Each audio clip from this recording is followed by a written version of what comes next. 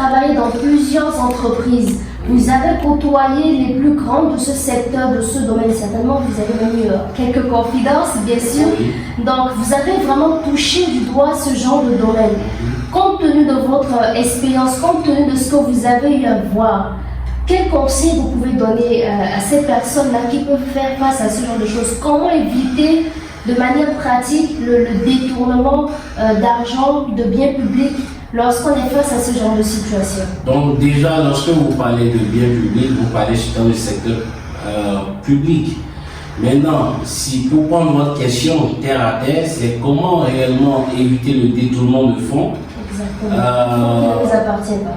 En fait, de façon pratique, lorsque vous occupez un poste stratégique dans votre entreprise.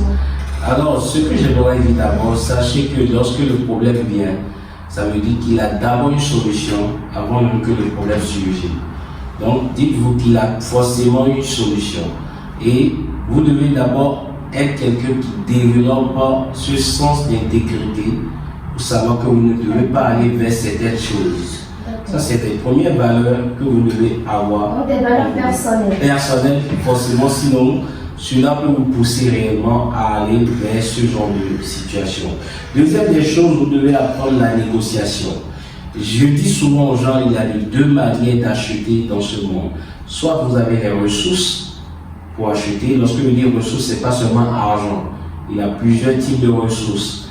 Soit vous avez le skills qu'il faut, vous avez les ressources, que ce soit matérielles, financières, ainsi de suite, qu'il faut.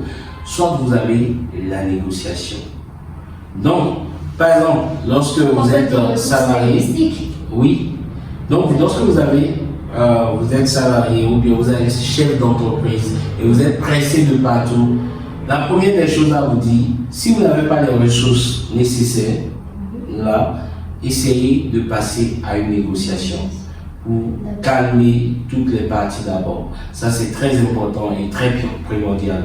Donc, lorsqu'on parle déjà de détournement de fonds, on parle de pouvoir investir pour ses propres besoins, en dehors du cadre de l'entreprise. Donc, si vous êtes dans vous m'avez parlé de 30 000 à 50 000 dirhams pour quelqu'un qui gagne ce salaire, il a un besoin de 100 000 à 200 000. Comment est-ce qu'il fait concrètement? Ça veut dire qu'il s'est engagé au-delà de ce qu'il gagne. Ou bien qu'il a eu des besoins au-delà. Donc là, c'est quelqu'un qui doit développer cette sagesse et aussi ce caractère de savoir dire non, de ne pas s'engager dans certaines choses. Pour la négociation dont vous avez parlé, est-ce que la personne peut faire recours à un intermédiaire, par exemple, à quelqu'un qui va s'occuper de faire la négociation pour lui, ou est-ce qu'il doit lui-même impérativement tout faire pour négocier? Oh non, aujourd'hui nous sommes dans un monde très agile qui va très vite, c'est-à-dire que vous pouvez décentraliser votre négociation à quelqu'un qui gère, il a des personnes qui gèrent les fonds personnels, qui va s'occuper de cette gérance de votre fonds, manager réellement parfaitement tout ce qui vous regarde, et c'est lui qui verra les parties concernées, savoir ce qu'il faut faire. Et c'est dans ce sens que vous pouvez aussi appeler les conseillers, d'accord? Et ça, c'est des choses que nous faisons en Light Organization, au niveau des conseils qui vont vous permettre de vous cadrer et réellement répondre à ce genre de problème. Troisième des choses que j'aimerais dire, c'est de vivre en dessous de vos moyens. C'est très important que plus vos salaires montent, vous aurez des besoins plus forts, encore plus délicats. Donc vous devez savoir comment est-ce que vous pouvez vous contenir, souffrir aujourd'hui afin de pouvoir jouir demain de votre ressource. Donc c'est très important de pouvoir prendre cela en compte. Vous devez savoir comment vous pouvez vivre en dessous. Donc il faut une intelligence financière. Exactement, il faut une intelligence financière. Ça c'est obligatoire.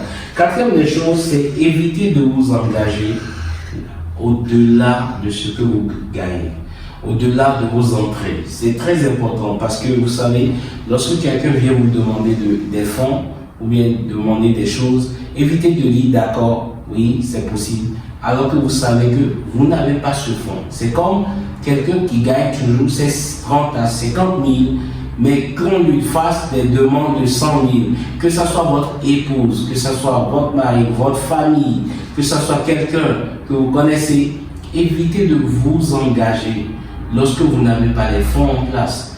À moins que vous voulez vous endetter. Ça, je ne vous le conseille pas, puisque l'endettement, c'est de consommer. À moins que ça soit dans des séquences d'options à rendre, sinon c'est de consommer votre futur dès aujourd'hui. Et cela vous apporte des pressions pas possibles. Ça, c'est mon conseil. Savoir se contenter de ce que l'on a. Oui, c'est très important. Et cinquième des choses, c'est de multiplier vos sources de revenus.